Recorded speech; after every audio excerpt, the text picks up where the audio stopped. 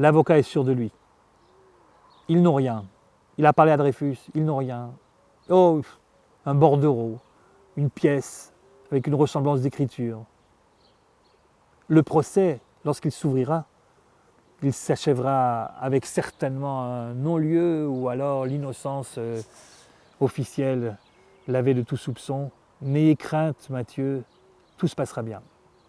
Le procès s'ouvre parce que le gouvernement ne peut pas faire marche arrière, parce que la presse s'en est saisie, parce que si jamais le gouvernement relâche Dreyfus, on lui dira, on l'accusera soit d'être à la solde des Juifs, soit d'être suffisamment stupide pour arrêter un officier, un stagiaire d'état-major, sans avoir suffisamment de preuves pour le faire. Et donc le procès s'ouvre.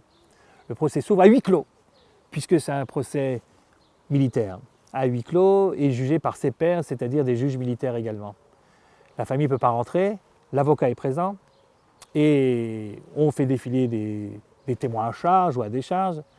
Et finalement, quand on arrive au fond du problème, les pièces à conviction, qu'est-ce qu'on a? Rien du tout. Un bordereau, une ressemblance d'écriture. À la fin du procès, donc, Maître Limoges revient dire à la famille à quel point ils n'ont strictement rien à craindre. C'est alors que les juges sortent pour délibérer. Et là, un officier arrive avec son uniforme, sanglé dans son uniforme, la casquette, le képi bien sur la tête. Et il arrive avec une pile de dossiers, il jette la pile sur la table et il dit au juge militaire « Voici les preuves, faites votre travail ». Et les juges sont tellement flattés finalement qu'on leur donne à lire quelque chose de secret qu'ils ne se rendent même pas réellement compte qu'il s'agissait d'une énorme illégalité. On présente des pièces qui vont servir à accuser le capitaine sans que la défense n'ait pu voir la valeur de la pièce et n'ait pu en discuter.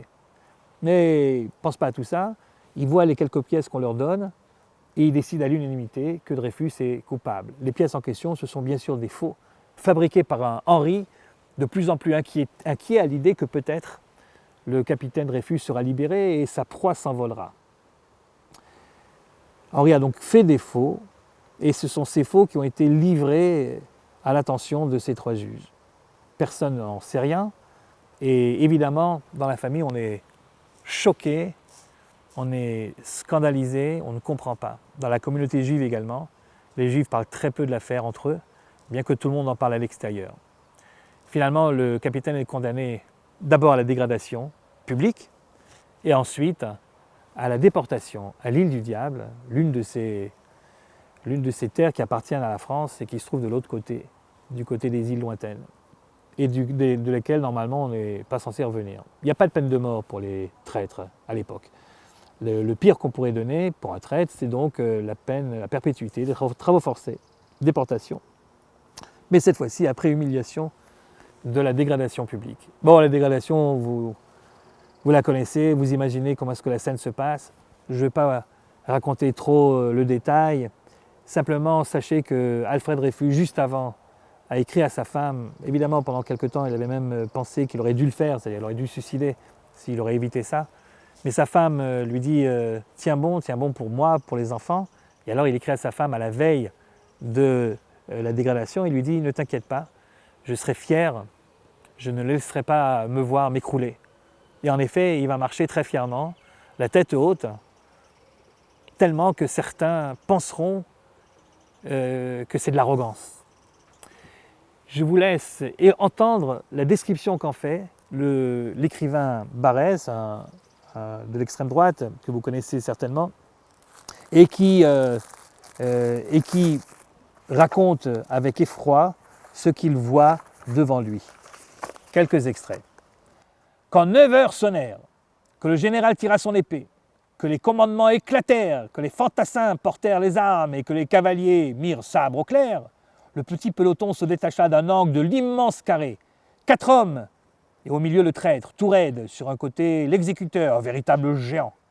Les 5 ou 6 000 personnes qui émouvaient cette tragique attente eurent une même pensée. Judas marche trop bien!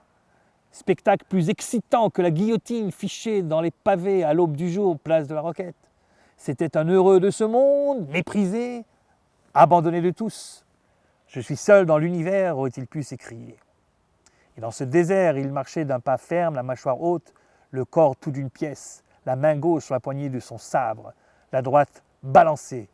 Son chien eût-il léché ces mains-là?